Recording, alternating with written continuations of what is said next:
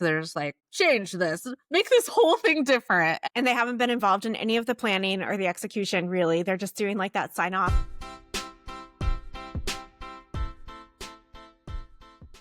You're right. At the executive level, you're popping in and out of a million different projects and tasks. So I feel a little bit more agency as someone supporting leadership to push back or to ask more questions. Always ask questions. The more you're like, can you tell me more about this comment? And then sometimes the leader will be like, oh yeah, I don't actually care that much. Yeah.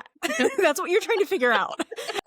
Yeah, like where did how much they care. Yeah, exactly. Do you have a rule of thumb for when you push back versus let the edit through? I mean, it really depends on how much my heart is in the moment. That's a great way to phrase that. It also depends on the gravity of the project. And so my sort of rules and my measures change based on the situation. But largely, I always want to respect my team's work. If they have put in 6 months and we have walked out a 6-month timeline, obviously there will be pushback. This is one of the reasons why I'm really all for a pre-approved outline is you can always just kind of point back.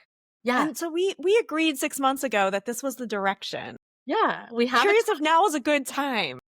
Not only do we have a timeline in writing, but we agreed on these core messages. And yeah, if we're going to change our core messaging or whatever it is, that's going to push the timeline back. You need to know that. Yeah. Comms people and development people they seem to be a little bit more people pleaser, And instead of saying, this is going to shift our timeline, this is going to shift the project, we're okay, we'll just take it all on. It's fine. And then cry into a pint of ice cream at night. Yeah. Well, we'll just work late. It's fine.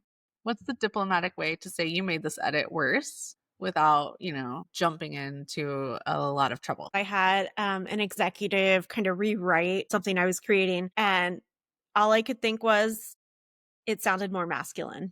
Oh. You can definitely see when edits change the overall tone of the story. So I like to throw that in. Oh, well, this is a tone thing. This is a stylistic thing. I like to use my literary background. The syntax of this is just not really syntaxing.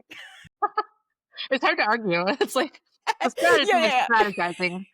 I love it. Do you have anything you've said in the past that's I have certainly, I have nothing to add that's different from what you said. It's but I might go back to the strategy thing from where I sit. I'm so the strategy was for us to sound really warm, and this takes us away from that. Yeah. Sometimes when edits make things sound dire, urgent, critical, I think that's often a good thing to call out instead of this edit makes it sound really bad. Yeah. What's one thing comms people should remember when the executive director hits them with that midnight rewrite? It is not personal. It's not personal. It is that person, that executive, just popping in and out and being really busy and sometimes coming from a very different perspective. So this is not about you or your work. It's just them and their workflow. And while it doesn't feel good in the moment, it's not personal. Yeah, but sometimes those midnight rewrites are really helpful. Executive directors are executive directors for a reason. They have a lot of insight. They're out there talking to a lot of people and they are providing value. So I always like to remind myself that too. It just happens to hit at midnight and that makes it really awful. Yeah. It's the timing and the work you put into it. But you are right. And I think the last piece of advice I would leave on this topic is, let's put up a boundary that says, you know what, these edits are really good, but I might need more context, or these might need different framing. Let's push this to next week. If you can do that, it's always worth asking for a little more time. Ask for what you want, put some boundaries down, be gracious for when there's insight in the revisions.